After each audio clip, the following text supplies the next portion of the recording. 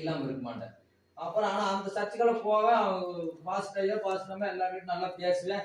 ஐயா நீங்க ஏதோ தப்பு பண்றீங்கன்னு சொல்லுவாரு. இல்லைங்க ஐயா, சரி பரவாயில்ல. எனக்கு முந்தான ஒரு 3 நாளா வந்து இந்த கால் வந்து சரியான இறைச்சல் 3 பேர்ல மட்டும் இறைச்சல். அப்புறம் நைட்டெல்லாம் தூக்கமே வரல. பக்கெட்டில் தண்ணி மோந்து கொண்டு கட்டல் கறி வச்சுட்டு நல்லா எரியும் போது தூக்கம் தெளிச்சுட்டு பக்கெட்டுக்குள்ள காலை வச்சு கொஞ்ச நேரம் ஆண்டவரே ஸ்தோத்திரமாப்பா ஸ்தோத்திரம் உட்காந்துரு. அப்புறம் கொஞ்சம் நல்லா இருந்துன்னு படுத்துருவேன். மறுபடியும் அதே மாதிரி இந்த மோட்டார் தண்ணியை விட்டா அடைச்சு பிடிச்சி அப்படி ஸ்பீடு அடிக்கும். அந்த மாதிரி காலுக்கு வந்து இந்த சைட்ல இருந்து அடிக்கும் போது ரொம்ப வெடுக்கு புடுங்கு கால் எரிச்சல.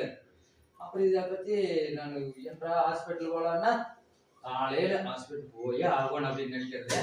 10 மணிக்கு என்ன நினைக்கிறது, கல்லு குடிச்சிட்டு வரலாமா நினைக்கிறது, கல்லு குடிச்சிட்டு வரலாமா அப்படின்னு நினைக்கிறது. முடியல என்னால. அப்புறம் என்ன ஆண்டவர் கிருபையில ஸ்தோத்திரம் ஆண்டவரே அப்பா, கிருபை ஆண்டவரே ஸ்தோத்திரம். அவரோட வல்லமையில என் மருமக வந்து எண்ணெய் வாங்கிட்டு ஜாம் பண்ணிட்டு வந்து கொடுச்சு.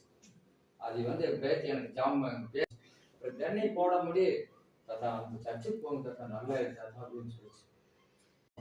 பொண்ணுகிட்ட கேட்டு வந்து சரி நான் ஃபோன் பண்ணி கேட்டு சரி வாங்கன்னு சொல்லிட்டு வந்ததுக்கு என்கிட்ட சாத்தானுங்க அப்புறம் இந்த வெறி பிடிச்சி மாதிரி சண்டை கட்டுறது இதுக்கெல்லாம் நிறைய அட்டுழிமெல்லாம் நிறைய பண்ணினேன். அந்த பாவங்கள் பூரா என்கிட்ட இருந்துச்சு.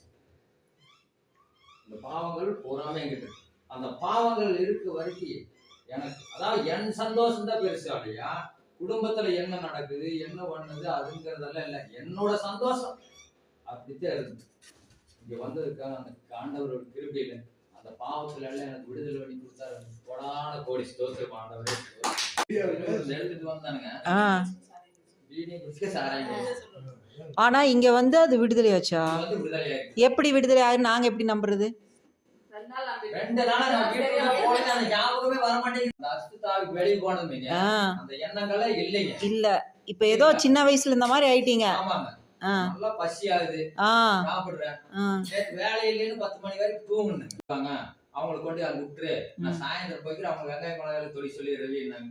அப்புறம் வந்து நான் தூங்கிட்டு இருந்தேன். பேச்சு வந்து சொல்லிச்சு, மருமகன் சொல்லிச்சு, வாசல்ல வந்து நிக்கிறேன், நீ தூங்கிட்டு இருக்கிறீங்களான்னு பேச்சு சொல்லிச்சு. அப்புறம் எந்திரிச்சு பாடு வேலை இல்லைன்னு கடவுள் ஆண்டவரே பரவாயில்ல.